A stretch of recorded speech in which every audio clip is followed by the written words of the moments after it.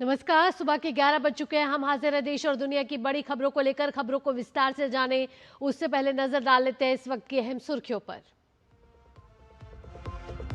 दमदम और जादवपुर में चुनावी रैली से पहले प्रधानमंत्री मोदी ने किया हुगली नदी का भ्रमण। नाविकों और आम लोगों से मिले प्रधानमंत्री। कहा, बंगाल की आत्मा में बहती है गंगा। टीएमसी भी जवाब के साथ तैयार।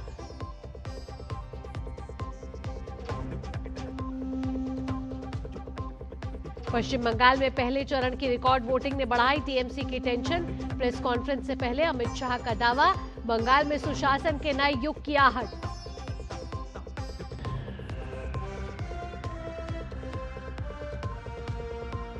बिहार में सम्राट चौधरी की आज पहली परीक्षा।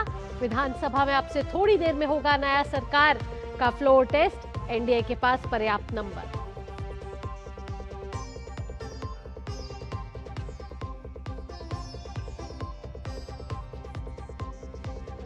भारत न्यूजीलैंड के बीच 27 अप्रैल को होगा फ्री ट्रेड अग्रीमेंट पर हस्ताक्षर। न्यूजीलैंड के प्रधानमंत्री क्रिस्टोफर लक्सन ने की घोषणा। अगले 5 साल में द्विपक्षीय व्यापार दोगुना करने का लक्ष्य।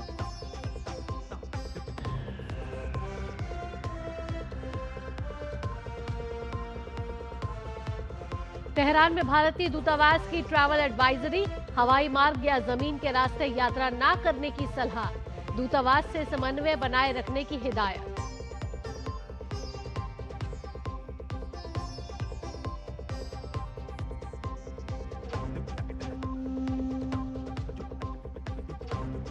और देश भर में आज पंचायती राज दिवस का जश्न। 33 साल पूरे होने पर कई कार्यक्रमों का आयोजन। पंचायती राज व्यवस्था ने बदली गांवों की तस्वीर।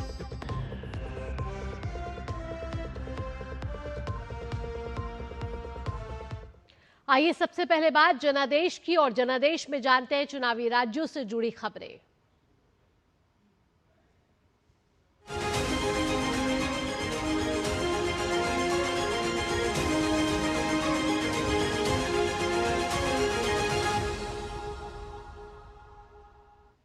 सबसे पहले खबर पश्चिम बंगाल से जुड़ी हुई। पश्चिम बंगाल में चुनावी शोर अपने चरम पर है। 29 तारीख को यहां दूसरे चरण की वोटिंग है।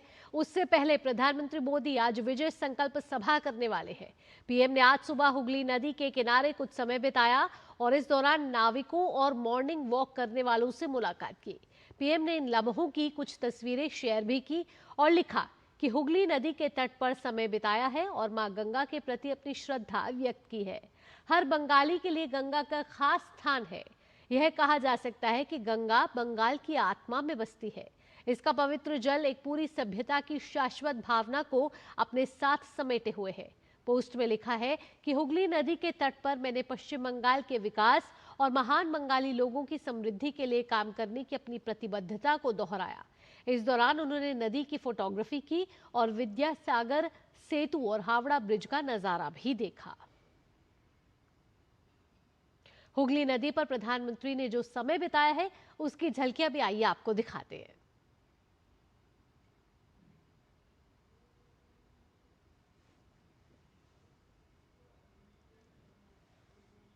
तो प्रधानमंत्री नरेंद्र मोदी पश्चिम बंगाल के दौरे पर है, जहां आज सुबह प्रधानमंत्री नरेंद्र मोदी ने पश्चिम बंगाल में हुगली नदी का भ्रमण किया है।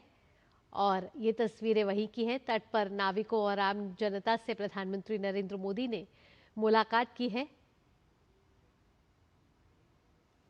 और बंगाल के चुनाव में बीजेपी इस बार अपने बड़े उम्मीदों के साथ आ रही है सामने। पहले चरण में रिकॉर्ड वोटिंग को अपने पक्ष में मान रही बीजेपी ने नई रणनीति अपनाई है, जिसके तहत दिग्गज नेताओं ने पूरी तरह से बंगाल में डेरा डाल दिया है। आज खुद प्रधानमंत्री मोदी फिर से बंगाल में होंगे और दमदम और जादवपुर में ममता सरकार के खिलाफ हुंकार भरेंगे। प्रधानमंत्री नरेंद्र मोदी की आज दमदम और जादवपुर रैली सिर्फ चुनावी सभा नहीं, बंगाल के सबसे कठिन किलों में सीधी राजनीतिक चुनौती मानी जा रही है। जादवपुर लंबे समय से लेफ्ट और फिर टीएमसी का मजबूत गढ़ रहा है। वहां रैली करके बीजेपी ये संदेश देना चाहती है कि ममता की कुर्सी डोल रही है। दमदम सीट पर बड़ा शहरी और मध्यवर्गीय वोट बैंक है। यह रैली का मतलब है बीजेपी का फोकस बंगाल के शिक्षित शहरी वोटर्स पर। वहीं जादवपुर में रैली का एक बड़ा संदेश वामपंथी राजनीति को सीधी चुनौती भी माना जा सकता है।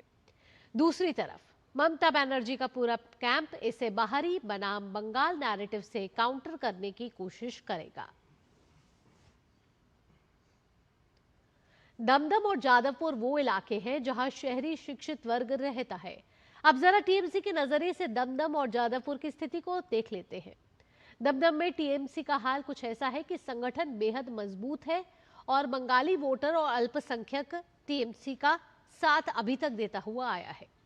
लोकल कैडर की बात करें तो एक बड़ी ताकत यहां लोकल कैडर को भी देखा जा रहा है। ये जादवपुर की बात है और बीजेपी के बढ़ते वोट शेयर से कहीं ना कहीं टीएमसी की जो स्थिति है और चिंता है वो जरूर बढ़ गई है।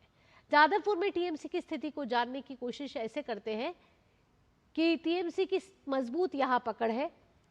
वहीं दमदम की बात करें तो बंगाली वोटर और अल्पसंख्यक यहां टीएमसी के साथ है। वहीं लोकल कैडर एक बड़ी ताकत है ये दमदम की में। और जादवपुर की आप तस्वीर देखें ग्राफिक्स के जरिए तो टीएमसी की यहाँ मजबूत पकड़ है। वहीं शिक्षित शहरी मतदाता कहीं ना कहीं टीएमसी का अब तक साथ देता हुआ आया है। ऐसे में शिक्षित शहरी मतदाता को साधने की कोशिश यहाँ बड़े तौर पर की जा रही है और रणनीतियों में बदलाव किया जा रहा है। छात्र राजनीति भी एक बड़ा फैक्टर यहाँ पर उभर कर आया है।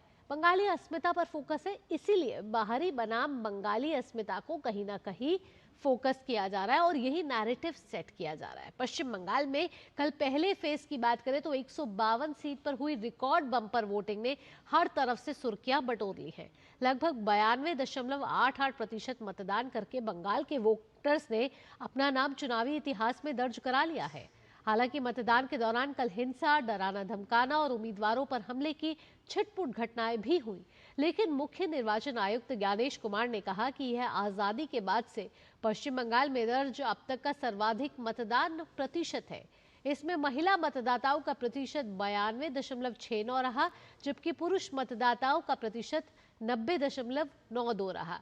अब अपने टीवी स्क्रीन पर देख रहे हैं ये रिकॉर्ड वोटिंग की परसेंटेज, जहां 152 सीट पर लगभग 92.88 की बम्पर वोटिंग हुई है। 90% से ज्यादा वोटिंग कहां हुई है हम आपको दिखा रहे हैं। जलपाईगुड़ी में, झारग्राम में, मुर्शिदाबाद में, पश्चिम बर्धमान में, पश्चिम मेदिनीपुर में। ये वो बड़े इलाके हैं, ये वो बड़ी हॉट सीट्स हैं जिन पर इस बार पहले फेज में सभी की निगाहें हैं। पूर्व मेदिनीपुर, पुरुलिया, उत्तर दिनाजपुर में भी रिकॉर्ड वोटिंग हुई है। 90% से ज्यादा मतदाताओं ने आके रिकॉर्ड वोटिंग करी, अपने मताधिकार का प्रयोग किया। वहीं कूच बिहार, दक्षिण दिनाजपुर में भी रिकॉर्ड वोटिंग हुई है। हालांकि कुछ जगहों पे छिटपुट घटनाओं की हिंसा की घटनाएं जरूर सामने आई, लेकिन चुनाव आयोग की यहाँ इस बार की तैयारी बड़ी मजबूती के साथ सामने आई। वेबकास्टिंग हो या फिर चुनाव संपन्न कराने के बाद भी जो इंतजाम है उसको लेकर चुनाव आयोग की तो तैयारियां थी, फिर चाहे वो ऑब्जर्वर्स, पर्यवेक्षकों के तौर पर हो, उनको लेकर भी तमाम तैयारियां की गई थी। राजनीति के जानकार बंगाल में कल रिकॉर्ड वोटिंग के कई मायने निकाल रहे हैं। कुछ ऐसे सवाल हैं जो सतह पर तैर रहे हैं, जिसकी वजह से टीएमसी की टेंशन इस बार बढ़ गई है और बीजेपी की उम्मीदें जाग गई हैं। तो बंगाल चुनाव रिकॉर्ड वोटिंग में जो विश्लेषक है वो कहीं ना कहीं ये अब बात आ रही है कि क्या टीएमसी की टेंशन यहां बढ़ गई है या बंगाल में किसकी सरकार इस बार बनेगी। ये पहले फेज से माना जाए कि सत्ता की चाबी यहां से निकलते हुई आएगी। तो ये जो रिकॉर्ड वोटिंग है उसमें लोगों का गुस्सा, डर या बदलाव की चाह साफ तौर पर दिख रही है, क्योंकि जब हमने बंगाल में वोटिंग देखी है तब कहीं ना कहीं भय का माहौल रहा है, लेकिन इस बार भय से ज्यादा भरोसा दिखा है। क्या जनता ने सत्ता को चेतावनी दे डाली है, ये भी एक बड़ा सवाल है। और टीएमसी जिस आत्मविश्वास के साथ हमेशा रहती है कि इस बार भी जीत उन्हीं की होगी, तो क्या कहीं ना कहीं वो आत्मविश्वास डगमगाया है। बंगाल में चली है बदलाव की आंधी, क्या इस बार जो टीएमसी वर्सेस बीजेपी की मुख्य तौर पर लड़ाई मानी जा रही है, कड़ी टक्कर मानी जा रही है, उसमें क्या कोई और बाजी ले जाएगा, ये भी एक बड़ा सवाल है। सत्तारूढ़ दल की कुर्सी हिलेगी, बंगाल में किसका किला फतेह होगा, ऊंट किस करवट बदलेगा। और ये पहला चरण जिसमें 16 जिलों में 152 सीटों पर हुआ है मतदान, क्या ये तय करेगा कि बंगाल में किसकी सत्ता बनेगी, या दूसरे चरण में जो रणनीतियां बदल रही हैं वो एक बड़ा फैक्टर प्ले करेगा। गृह मंत्री अमित शाह ने कल पश्चिम बंगाल में हुई बम्पर वोटिंग पर सभी मतदाताओं का अभिनंदन किया। उन्होंने एक्स पोस्ट पर लिखा है कि पश्चिम बंगाल में पहले चरण में ऐतिहासिक मतदान कर लोकतंत्र के महापर्व में सहभागिता के सभी रिकॉर्ड तोड़ने के लिए प्रदेश के मतदाताओं का अभिनंदन करता हूं। बंगाल के इतिहास के सबसे शांतिपूर्ण और सुरक्षित मतदान के लिए माननीय चुनाव आयोग, सभी केंद्रीय सुरक्षा बलों के बहादुर जवानों और हमारे पश्चिम बंगाल पुलिस का भी अभिनंदन करता हूं। यह बंगाल में सुशासन के नए युग की आहट है।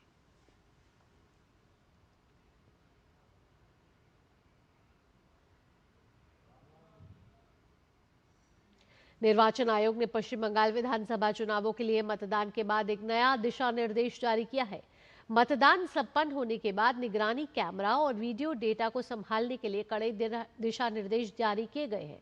इन दिशा निर्देशों के तहत मतदान केंद्रों के कैमरों में इस्तेमाल किए गए एसडी कार्ड को मतदान संपन्न होने के तुरंत बाद नहीं निकाला जा सकता है। इन कैमरों को सेक्टर अधिकारी की निगरानी में रखा जाना चाहिए। इन एसडी कार्ड्स को सहायक रिटर्निंग अधिकारी की उपस्थिति में नामित डेटा संग्रह और प्राप्ति केंद्र पर ही निकाला जा सकता है। मतदान के दौरान लिए गए सभी वीडियो फुटेज को सुरक्षित और व्यवस्थित तरीके से संरक्षित किया जाना चाहिए। मतदान दल या बूथ स्तरीय अधिकारी के सभी सदस्य कैमरा उपकरण को पूरी तरह हटाए जाने तक मतदान केंद्र पर उपस्थित रहेंगे। इस बीच दूसरे चरण के मतदान के लिए वेबकास्टिंग का ट्रायल आज सुबह 10 बजे से शुरू हो गया है। यह अभ्यास 3 चरणों में संचालित किया जाएगा। 294 सदस्यीय पश्चिम बंगाल विधानसभा चुनाव के पहले चरण का मतदान कल संपन्न हो चुका है। वहीं दूसरे चरण का मतदान 29 अप्रैल को होना है और गिनती वोटों की होगी 4 मई को और उसके बाद नतीजे घोषित किए जाएंगे। पश्चिम बंगाल में चुनाव आयोग ने हिंगलगंज थाने के ऑफिसर इंचार्ज पर बड़ी कार्रवाई की है। चुनाव आयोग ने ओसी संदीप सरकार को निलंबित कर दिया है। साथ ही संदीप सरकार के खिलाफ विभागीय जांच के निर्देश भी दिए हैं। संदीप सरकार पर पक्षपात के आरोप में कार्रवाई की गई है। चुनाव प्रचार में सभी पक्षों को समान अवसर न देने का आरोप लगा है। आपको बता दें कि दूसरे चरण में उत्तर 24 परगना के हिंगलगंज विधानसभा क्षेत्र में मतदान होना है।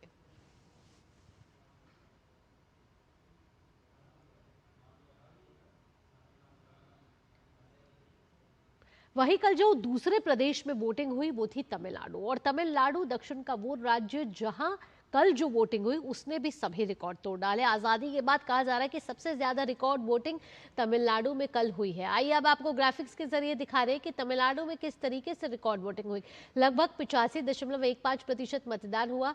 90% से ज्यादा मतदान किन किन क्षेत्रों में हुआ? नमक्कल में, सलेम में, करूर, धर्मापुरी, इरोड में, और साथ ही साथ आपको बता दें जो 90% से ज्यादा मतदान है उसमें अरियालूर, चेंगलपट्टू, कुडालोर भी शामिल है।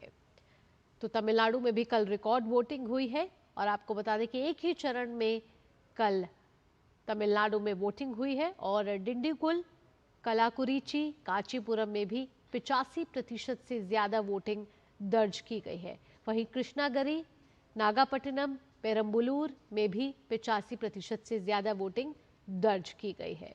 तो पश्चिम बंगाल हो या तमिलनाडु हो, कल मतदाताओं ने दिल खोलकर मतदान किया है और रानीपेट, तिरुचिरापल्ली, तिरुपथूर में भी 85% से ज्यादा वोटिंग हुई है।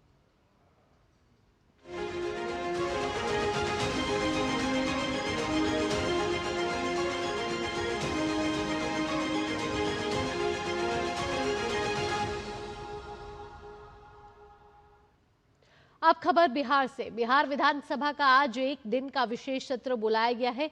मुख्यमंत्री सम्राट चौधरी के नेतृत्व वाली एनडीए की नई सरकार का आज फ्लोर टेस्ट है। नीतीश कुमार के राज्यसभा जाने और 14 अप्रैल को मुख्यमंत्री पद से इस्तीफा देने के बाद 15 अप्रैल को सम्राट चौधरी के नेतृत्व में नई सरकार का गठन हुआ था।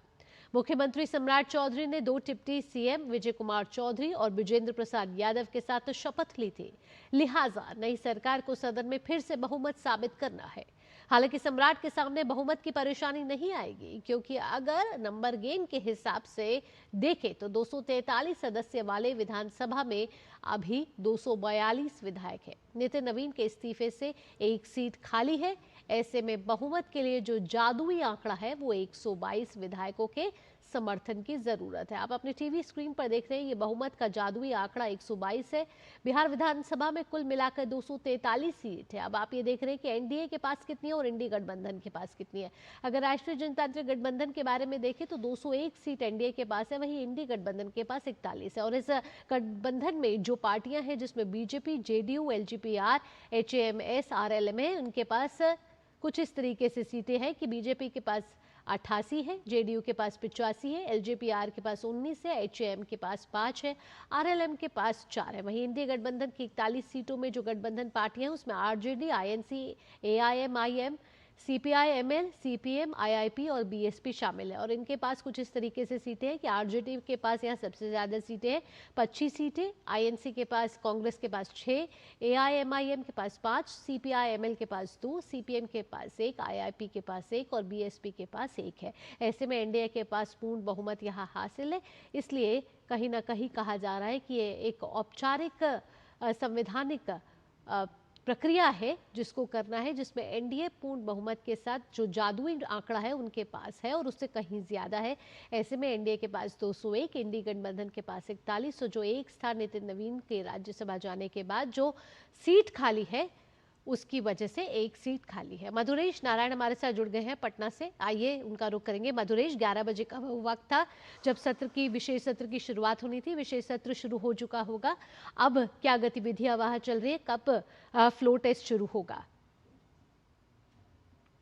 फ्लोर टेस्ट जो है उसकी कार्रवाई शुरू हो गई है। अभी 11 बजे जो तय वक्त था उसी वक्त फ्लोर टेस्ट की कार्रवाई शुरू हुई और सम्राट चौधरी ने एक लाइन का उन्होंने जो विश्वास प्रस्ताव के लिए जो भाषण था वो पढ़ा और उसके बाद अभी तेजस्वी यादव बोल रहे हैं। और उन्होंने जो सबसे पहला लाइन बोला तेजस्वी यादव ने, उन्होंने ये कहा कि उन्हें बहुत खुशी है कि लालू प्रसाद यादव के स्कूल से निकला हुआ कोई व्यक्ति बिहार का मुख्यमंत्री बना है, इसलिए उन्हें संतोष है। इसके साथ ही उन्होंने ये भी कहा कि नीतीश कुमार जो कि इलेक्टेड सीएम थे उनको हटा करके सम्राट चौधरी सिलेक्टेड सीएम जो है उनको बिठाया जा रहा है। अगर ऐसा ही करना था तो एनडीए को ये बात पहले बता देनी चाहिए थी। और अभी जो सदन की कार्रवाई है वो अभी लगातार अभी चल रही है। अभी तेजस्वी यादव भी सदन में अभी बोल रहे हैं। और दूसरी तरफ अगर बात करें तो जो एनडीए के जितने विधायक हैं सारे विधायक विधानसभा पहुंच चुके हैं। इसके साथ ही कई एमएलसी भी आए हैं जो कि सदन की कार्रवाई देखने के लिए पहुंचे हैं। आज अगर मोटे तौर पे बात की जाए तो एनडीए के लिए तो बड़ा दिन है ही, इसके साथ ही बीजेपी के लिए भी बड़ा दिन है, क्योंकि पहली बार राज्य में बीजेपी का मुख्यमंत्री बनने जा रहा है। ऐसे में जो बीजेपी के विधायक हैं, जो कार्यकर्ता हैं, उनमें खास उत्साह देखने को मिल रहा है। शपथ लेने के बाद आज जो कार्रवाई चल रही है ये महज एक संवैधानिक प्रक्रिया के रूप में इसको देखा जा रहा है, क्योंकि बिहार में 243 विधानसभा सीट हैं और इसमें बहुमत के लिए 122 सीटों की जरूरत होती है, 122 मतों की जरूरत होती है। लेकिन जादुई आंकड़े से कहीं ज्यादा एनडीए के पास में जो विधायक हैं उनकी संख्या है। 202 विधायक एनडीए के पास थे, इसमें से एक विधायक नितिन नवीन जो कि बांकीपुर से विधायक थे, उन्होंने इस्तीफा दिया और अब राज्यसभा के सांसद बन गए हैं। ऐसे में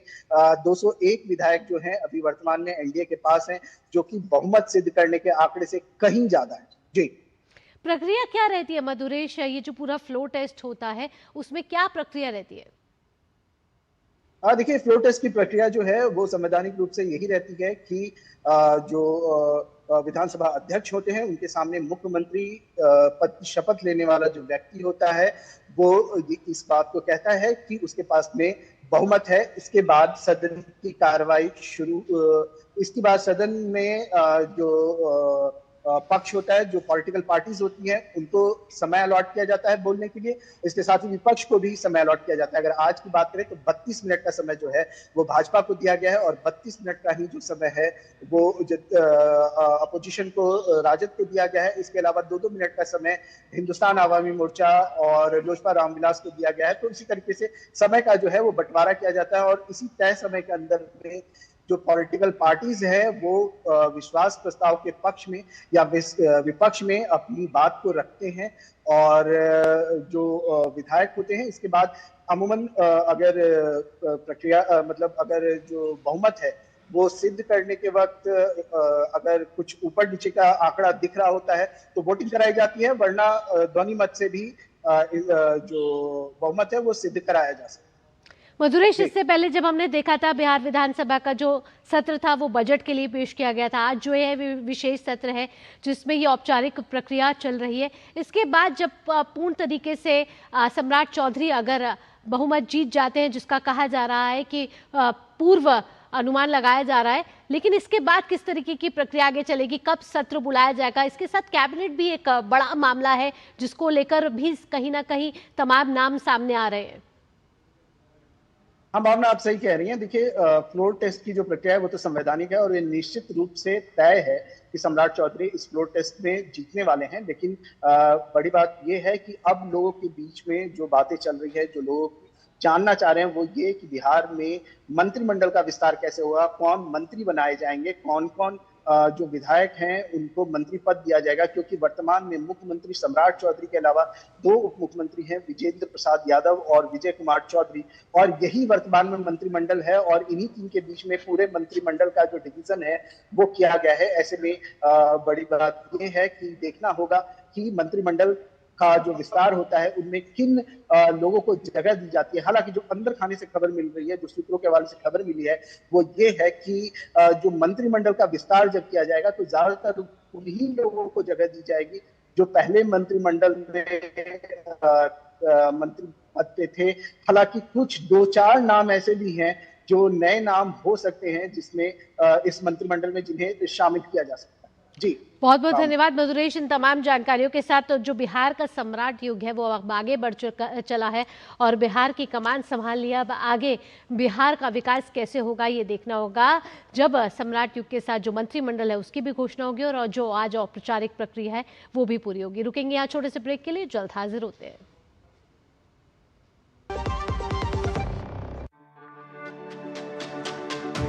मेरी पसंद, मेरी पसंद, मेरी पसंद, मेरी पसंद,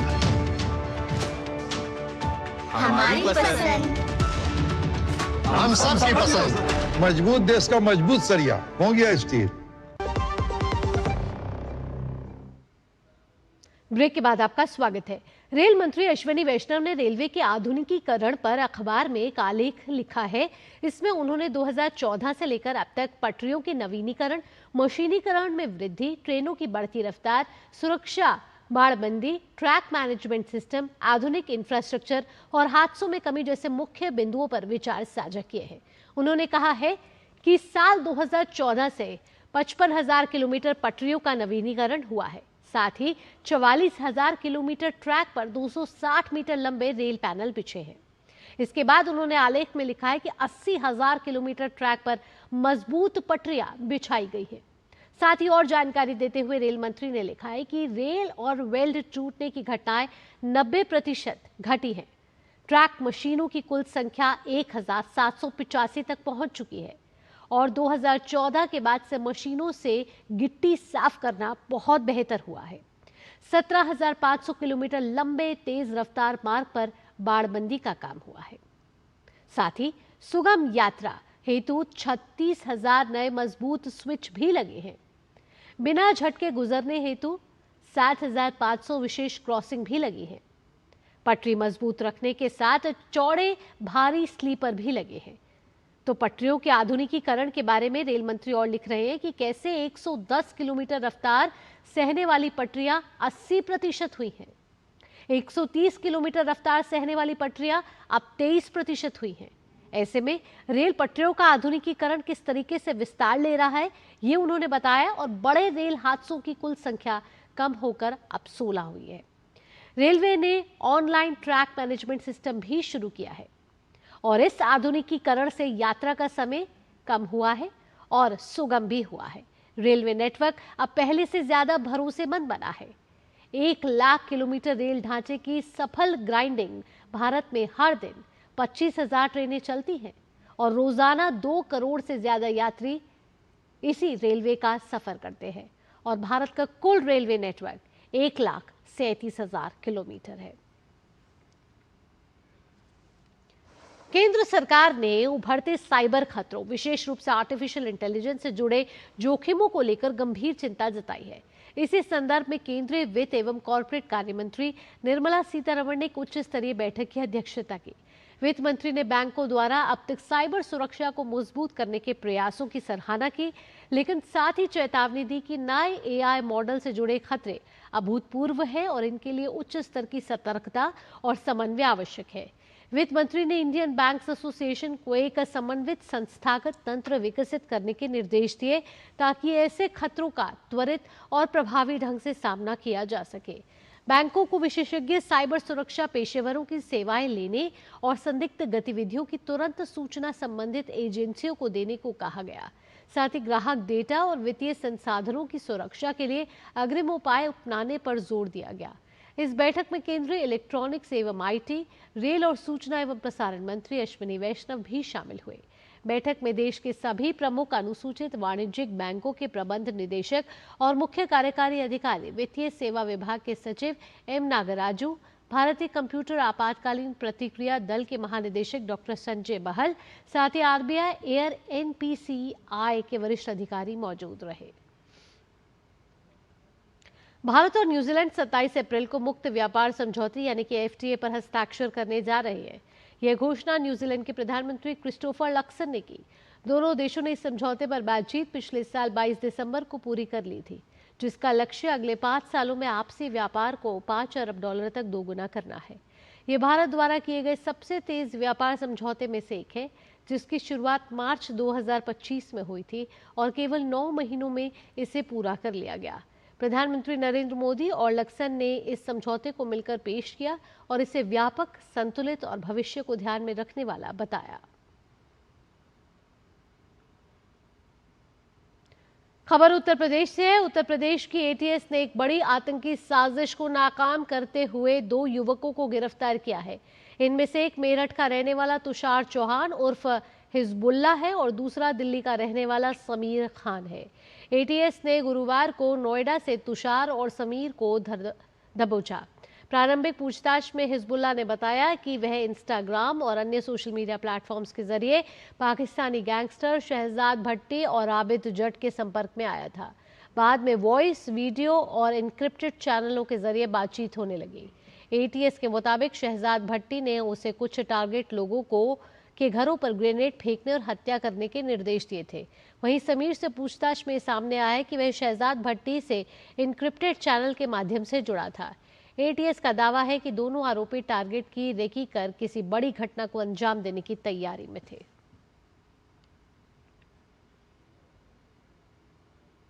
पंजाब में आज रात 8 बजे से रात 8:15 बजे के बीच आपातकालीन तैयारियों का आकलन करने के लिए एक प्रक्रियात्मक ब्लैकआउट मॉक ड्रिल आयोजित किया जाएगा। इसका उद्देश्य राज्य में नागरिक सुरक्षा तैयारियों का मूल्यांकन और उन्हें बेहतर बनाना है। लोगों को किसी भी बात की चिंता करने की आवश्यकता नहीं है। गृह मंत्रालय के निर्देशों के अनुसार यह नागरिक सुरक्षा हवाई हमले या ब्लैकआउट मॉक अभ्यास पूरे जिले में नहीं बल्कि सभी जिलों के पहले से चिन्हित क्षेत्रों में आयोजित किया जाएगा।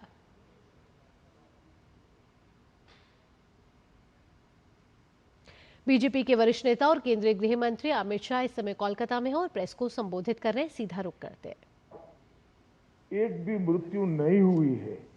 इस प्रकार का ये चुनाव हुआ है जो अपने आप में एक अजूबा है। तो मैं चुनाव आयोग और चुनाव आयोग के तत्वाधान में सभी सुरक्षाकर्मी और सभी तंत्र को हृदयपूर्वक अभिनंदन देना चाहता हूं।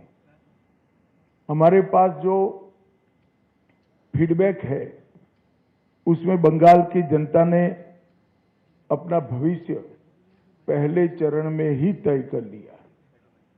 कवि गुरु टैगोर, महान सुभाष चंद्र बोस और खुदीराम बोस की ये भूमि ने विकास को चुना है और नरेंद्र मोदी जी के नेतृत्व में भारत के विकास की जो यात्रा चल रही है उसमें बंगाल के प्रथम चरण के मतदाताओं ने स्पष्ट कर दिया है कि बंगाल भी उसमें जुड़ने जा रहा है।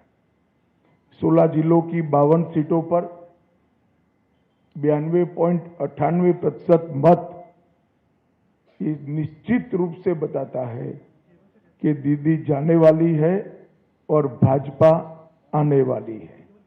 भय जाने वाला है और भरोसा आने वाला है। हमने कल देर रात तक हमारे सभी विधानसभा के कार्यकर्ताओं के साथ भारतीय जनता पार्टी बंगाल की टीम ने एक असेसमेंट करा है, जो पोलिंग हुई है ऐसा इसका, और मैं स्पष्ट रूप से आपको बताना चाहता हूं 152 सीटों में से 110 से ज्यादा सीटें भारतीय जनता पार्टी जीतने जा रही है। इसका मतलब है कि दूसरे चुनाव चरण को मिलाकर हम प्रचंड बहुमत के साथ बंगाल में शुद्ध रूप से भारतीय जनता पार्टी की सरकार बनाने वाले हैं। मित्रों, मैं थोड़े आंकड़े भी देना चाहता हूं। 16 के चुनाव में 1278 लोग घायल हुए थे, 21 में 1681, 23 के पंचायत में 664 और 24 के आम चुनाव में 761। उसकी तुलना में 30 से कम लोग कल घायल हुए। ये बताता है कि बाय एंड लार्ज चुनाव शांतिपूर्ण तरीके से हुआ है और मृत्यु का आंकड़ा एक भी नहीं है। और ये जो चुनाव बढ़ा है, मतदान बढ़ा है, वो भारतीय जनता पार्टी की सरकार बनाने का, परिवर्तन का मतदान। क्योंकि जिस तरह से प्रधानमंत्री जी और हमारे बाकी नेताओं की रैलियों को प्रतिसाद मिला है, रोड शो को प्रतिसाद मिला है, वो प्रतिसाद कल प्रथम चरण में बैलेट मशीन के अंदर बंद हो गया है। एक बहुत बड़ी आशंका यहां व्यक्त की जाती थी कि जन समर्थन तो है, मगर पोलिंग स्टेशन पर पहुंचेगा क्या? वो आशंका आज समाप्त हो गई है और मुझे विश्वास है कि दूसरे चरण में और उत्साह के साथ मतदान होगा। अब दूसरे चरण की भी मतदाताओं की जिम्मेदारी है कि यही परिवर्तन के दौर को वो आगे बढ़ाए। बहुत लंबे समय के बाद, जब कोई विपक्षी पार्टियां नहीं थी, हमारे देश की आजादी के बाद का वो दौर बात कर दीजिए, तो 5 तारीख के बाद अंग, बंग और कलिंग तीनों जगह भारतीय जनता पार्टी का शासन होगा, कमल का शासन होगा। और मैं मानता हूं ये निशानी हमारे पूर्वी भारत के लिए शुभांकर है। नरेंद्र मोदी जी ने 2014 में कहा था कि भारत की दोनों भुजाओं का, भारत माता की दोनों भुजाओं का सम विकास होना चाहिए। पश्चिम के क्षेत्रों में विकास काफी अच्छा हुआ है, कोई न कोई कारण से पूर्व के क्षेत्र पिछड़े हुए हैं। पूरा नॉर्थ ईस्ट, बंगाल, बिहार, उड़ीसा, ये पूरा भारतीय जनता पार्टी का शासन आने के बाद ये जो शुरुआत मोदी जी ने करी है पूर्व के विकास की, पूर्वोदय की, इसकी भी गति तीव्रता के साथ बढ़ेगी। मित्रों, एक बंगाल की मुख्यमंत्री जी अफवाह फैला रही हैं कि बंगाल में अगर भाजपा का शासन आया तो बाहरी लोग शासन करेंगे। मैं दीदी को बताना चाहता हूं, दीदी बंगाल का अगला मुख्यमंत्री बंगाल में ही जन्म लेने वाला, बंगाली मीडियम में पढ़ा लिखा और बंगाली बोलने वाला होगा। इतना ही है कि आपका भतीजा नहीं होगा, वो भारतीय जनता पार्टी का कार्यकर्ता होगा। अगली सरकार बंगाल के ही भारतीय जनता पार्टी के कार्यकर्ता ने बनानी है। भाइयों बहनों, भारतीय जनता पार्टी की सरकार बंगाल में बनने के बहुत बड़े मायने, हमारी सबसे पहली प्रायोरिटी होगी कि बंगाल की महिलाओं को हम सुरक्षा प्रदान करें, उनको भय से मुक्त करें। जिस राज्य की महिला मुख्यमंत्री ये कहती हो कि 7 बजे के बाद महिलाओं को घर से निकलने की जरूरत क्या है, मैं मानता हूं उनको शासन करने का कोई अधिकार नहीं।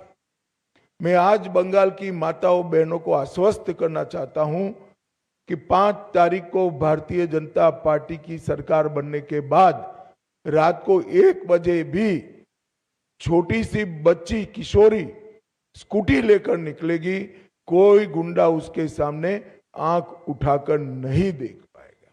और ये प्रतीकात्मक रूप से हमने आरजी कर की पीड़िता की माताजी को और संदेश खाली की पीड़िता को भी हमने प्रत्याशी बनाया।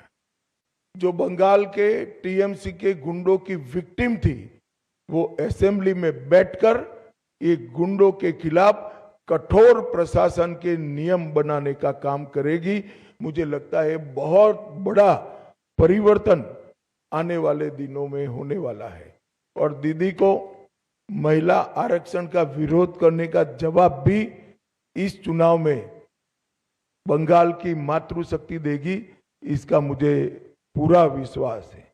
मित्रों, आज मैं बाकी सारे जो क्षेत्र बचे हैं उन लोगों को भी कहना चाहता हूं कि भारतीय जनता पार्टी की सरकार बनने के बाद व्यापारियों से कोई भतीजा टैक्स, भाईपो टैक्स नहीं लिया जाएगा।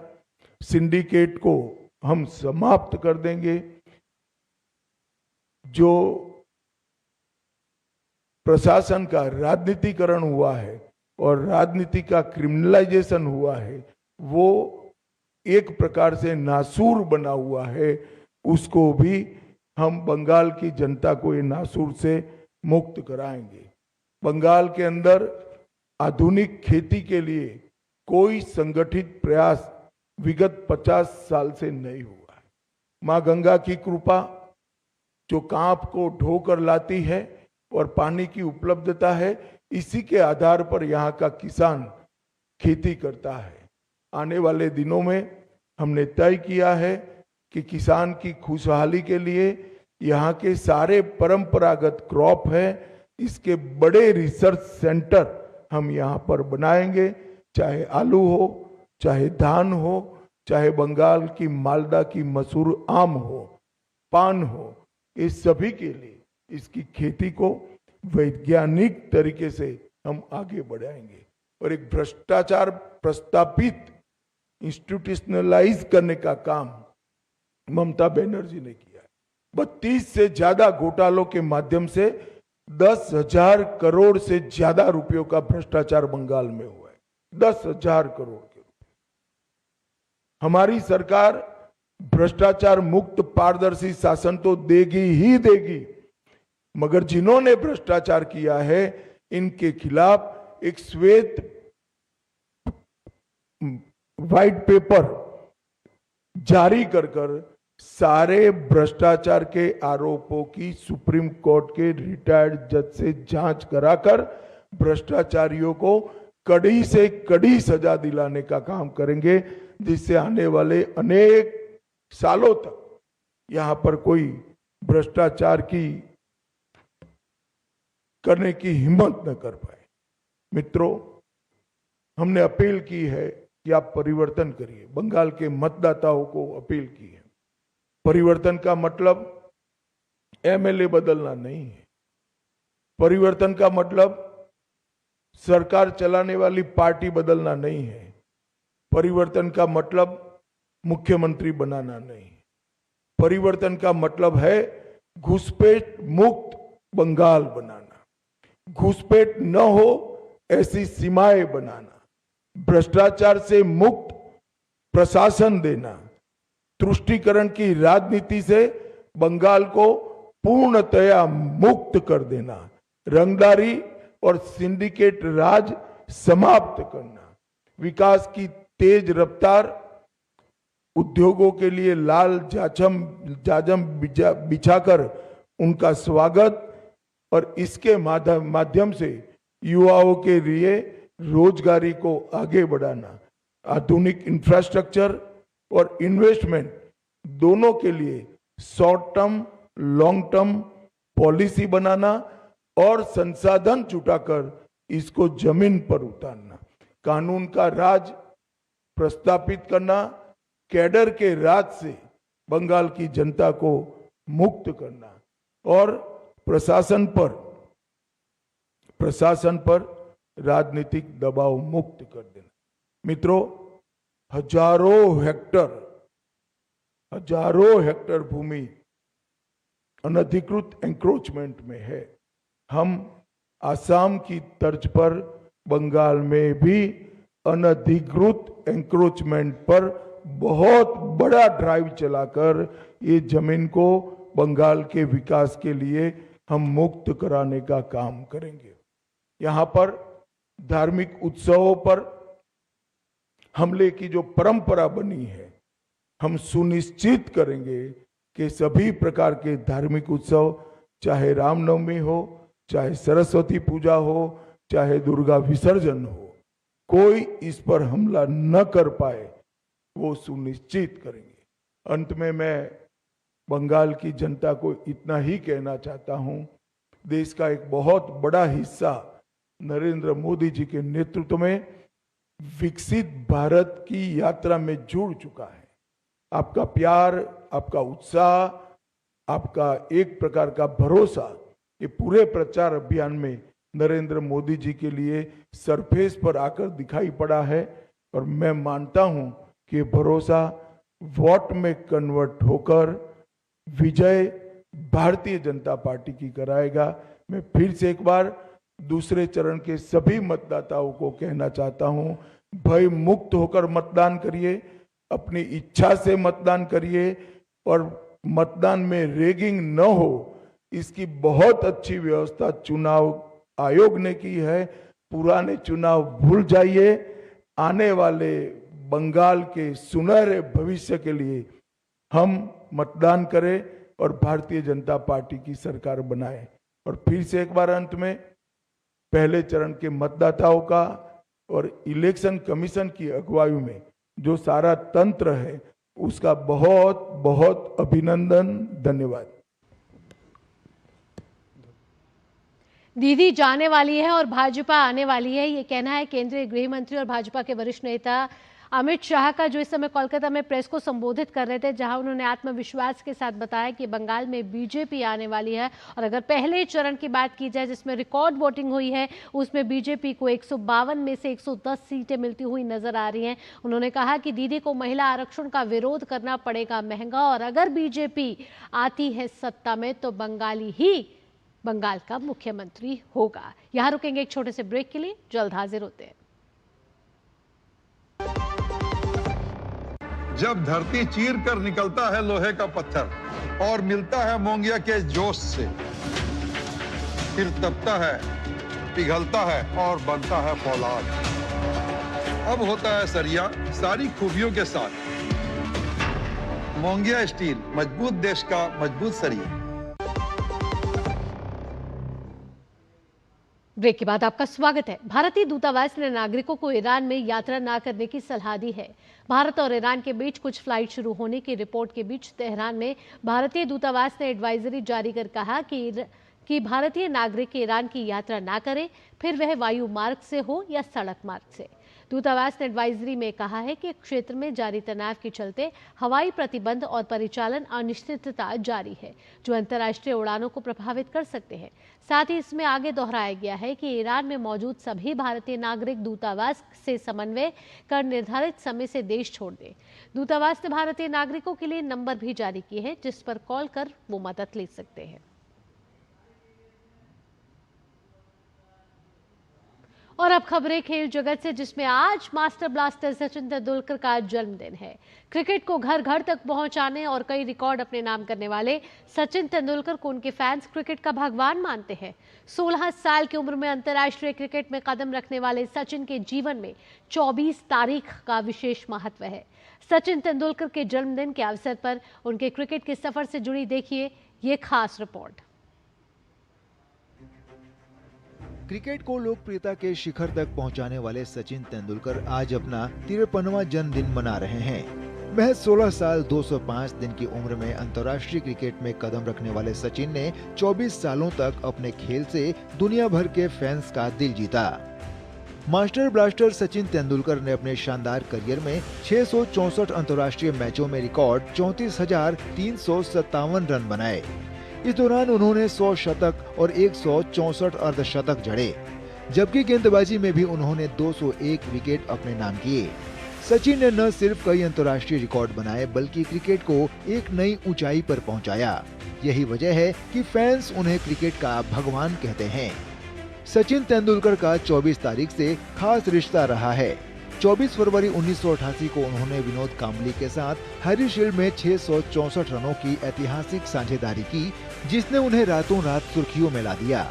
इसके बाद 24 नवंबर 1989 को पाकिस्तान के खिलाफ फैसलाबाद टेस्ट में उन्होंने अपने करियर की पहली हाफ सेंचुरी बनाई। 24 मई 1995 को सचिन ने अंजलि तेंदुलकर के साथ विवाह किया, जो उनके जीवन का एक अहम मोड़ रहा। 24 अप्रैल 1998 को ऑस्ट्रेलिया के खिलाफ कोका कोला कप के फाइनल में सचिन ने 134 रनों की यादगार पारी खेलकर भारत को जीत दिलाई।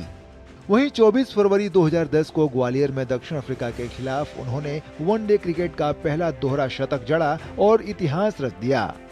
सचिन की कई पारियां आज भी फैंस के दिलों में बसी हैं, चाहे वह 1999 विश्व कप में 140 रनों की शानदार पारी हो या फिर पाकिस्तान के खिलाफ अब्दुल कादिर के ओवर में लगाए गए लगातार छक्के। क्रिकेट में उनके योगदान के लिए सचिन को 1997-98 में खेल रत्न से सम्मानित किया गया और वे यह पुरस्कार पाने वाले पहले क्रिकेटर बने। 2 दशकों तक क्रिकेट जगत पर राज करने के बाद सचिन ने 16 नवंबर 2013 को अंतर्राष्ट्रीय क्रिकेट से संन्यास ले लिया। उन्होंने अपना आखिरी मैच मुंबई में वेस्टइंडीज के खिलाफ खेला। संन्यास के बाद सचिन खेल के माध्यम से समाज में सकारात्मक बदलाव लाने की दिशा में काम कर रहे हैं। अपने खेल, अनुशासन और समर्पण से करोड़ों फैंस को प्रेरित करने वाले सचिन तेंदुलकर आज भी हर क्रिकेट प्रेमियों के दिल में बसे हुए हैं। Sports desk, DD news. आगे बढ़ेंगे। गाजियाबाद में पहले ओपन गाजियाबाद शूटिंग चैंपियनशिप की शुरुआत हो चुकी है। इस टूर्नामेंट में देश भर से बड़ी संख्या में निशानेबाज हिस्सा लेने पहुंचे हैं। खास बात यह है कि इस मंच पर युवा और अंतर्राष्ट्रीय स्तर के निशानेबाज एक साथ नजर आ रहे हैं।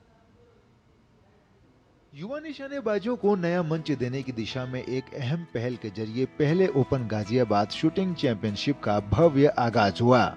इस प्रतियोगिता का औपचारिक उद्घाटन राज्यसभा सांसद लक्ष्मीकांत वाजपेयी ने किया। उद्घाटन समारोह में अंतर्राष्ट्रीय स्तर के निशानेबाजों के साथ साथ खेल जगत की कई जानी मानी हस्तियां भी मौजूद रहीं। इस मौके पर राज्यसभा सांसद लक्ष्मीकांत वाजपेयी ने खिलाड़ियों का उत्साहवर्धन करते हुए कहा कि ऐसे आयोजन जमीनी स्तर पर खेल प्रतिभाओं को निखारने में अहम भूमिका निभाते हैं। इसी छोटी छोटी प्रतिस्पर्धाओं से ही राष्ट्रीय स्तर पर खिलाड़ी निकलते हैं।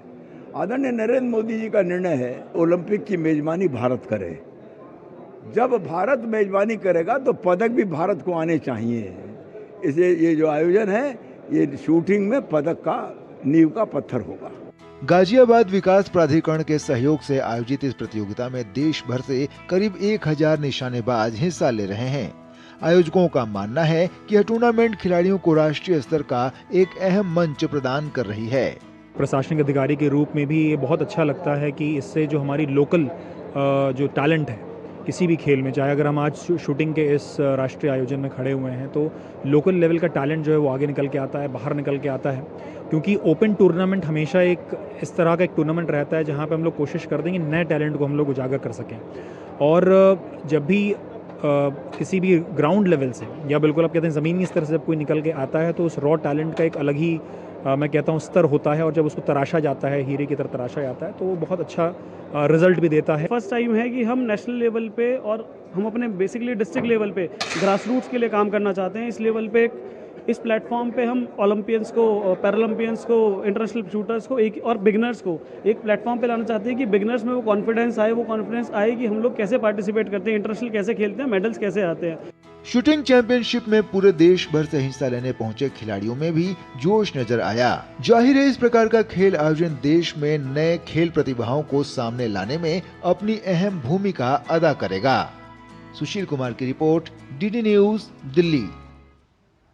आईपीएल में आज रॉयल चैलेंजर्स बेंगलुरु का सामना गुजरात टाइटंस से होगा। ये मुकाबला बेंगलुरु के एम चिन्नास्वामी स्टेडियम में शाम 7:30 बजे से खेला जाएगा, जबकि टॉस 7 बजे होगा। इस सीजन आरसीबी 6 मैचों में 4 जीत और 2 हार के साथ पॉइंट्स टेबल में तीसरे स्थान पर है। वहीं गुजरात टाइटंस 6 मैचों में 3 जीत और 3 हार के साथ छठे स्थान पर है।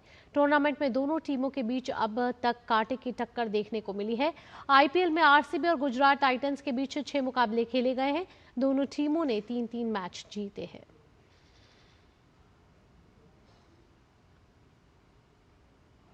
मिस्र के काहिरा में आयोजित आईएसएसएफ जूनियर निशानेबाजी विश्व कप में भारतीय निशानेबाजों का शानदार प्रदर्शन जारी है। महिलाओं की 50 मीटर राइफल 3 पोजीशन स्पर्धा में प्राची गायकवाड़ ने स्वर्ण पदक अपने नाम किया। इसके अलावा वंशिका ने महिलाओं के 10 मीटर एयर पिस्टल फाइनल में स्वर्ण पदक जीता, जबकि सेजल ने रजत पदक हासिल किया। वहीं पुरुष वर्ग में नारिन प्रणव, वनीता सुरेश ने 10 मीटर राइफल स्पर्धा में कांस्य पदक हासिल किया। भारत के जूनियर निशानेबाजी विश्व कप में अब तक 3 स्वर्ण पदक हो गए हैं। इसके साथ ही भारत के कुल पदकों की संख्या 11 हो गई है, जिनमें 3 स्वर्ण, 5 रजत और 3 कांस्य पदक शामिल है। प्रतियोगिता की पदक तालिका में भारत शीर्ष पर है। और अब बात करते हैं भारत के गांवों की। गांव जहां कभी विकास की रफ्तार धीमी मानी जाती थी, आज वही गांव बदलाव की सबसे बड़ी ताकत बनते नजर आ रहे हैं। 73वें संविधान संशोधन के 33 साल पूरे होने के साथ पंचायतें अब देश के सबसे बड़े लोकतांत्रिक ढांचे के रूप में भी उभर रही हैं। राष्ट्रीय पंचायती राज दिवस के मौके पर हमारे संवाददाता अनुज यादव की ये खास रिपोर्ट। विकसित और आत्मनिर्भर भारत के सपने को पूरा करने की कहानी ग्रामीण भारत भी तेजी से लिख रहा है।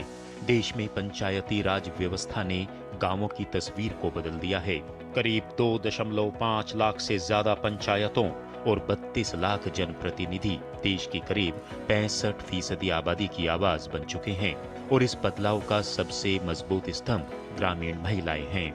वो महिलाएं जो कभी घर की चौखट तक सीमित थी, वो बदलते और नए भारत में पंचायत की चौपाल पर फैसले ले रही हैं। पंचायतों में करीब 50% प्रतिनिधि आज महिलाएं हैं, जिनकी संख्या 14 लाख से ज्यादा है। यानी अब गांवों की दिशा और दशा महिलाएं तय कर रही हैं। आज का दिन यह सोचने समझने का दिन है कि पंचायती राज व्यवस्था कितनी सुदृढ़ हुई है, उसकी क्या क्या चुनौतियां हैं और क्या क्या अवसर हैं। हम बापू के सपनों को कितना साकार कर पाए हैं। हम हमारे परम आदरणीय प्रधानमंत्री जी के आत्मनिर्भर भारत में आत्मनिर्भर पंचायतों को बनाकर कितना योगदान दे पाए हैं।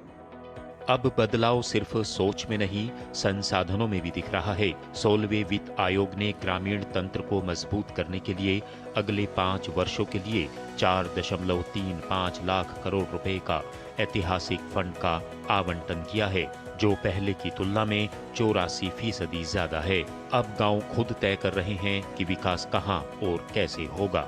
डिजिटल इंडिया की पहुंच अब गांवों की चौपालों तक पहुंच गई है, जहां 3 लाख करोड़ रुपए से ज्यादा का डिजिटल लेन देन हो रहा है। और पंचायतों में भी अब आर्टिफिशियल इंटेलिजेंस का उपयोग तेजी से हो रहा है। तकनीक अब सिर्फ शहरों तक सीमित नहीं, बल्कि गांवों की भाषा बोल रही है। करीब 1.18 लाख पंचायतें AI टूल सभासार से जुड़ चुकी हैं। स्वामित्व योजना के तहत 3.30 लाख गांवों का सर्वे हुआ। करीब 3.13 करोड़ लोगों के संपत्ति कार्ड बने हैं। यानी अब गांवों में मालिकाना हक और नए सपनों की शुरुआत हो चुकी है। ग्रामीण लोगों को अब बैंकिंग सुविधाएं लेना संभव हो सका है। गांव अब पीछे नहीं, बल्कि भारत के विकास की अगली पंक्ति में खड़े हैं, जहां महिलाएं नेतृत्व कर रही हैं और पंचायतें बदलावों की असली ताकत बन रही हैं। अनुज यादव, डीडी न्यूज, दिल्ली। इसी के साथ इस बुलेटिन में इतना ही। दीजिए अनुमति। नमस्कार।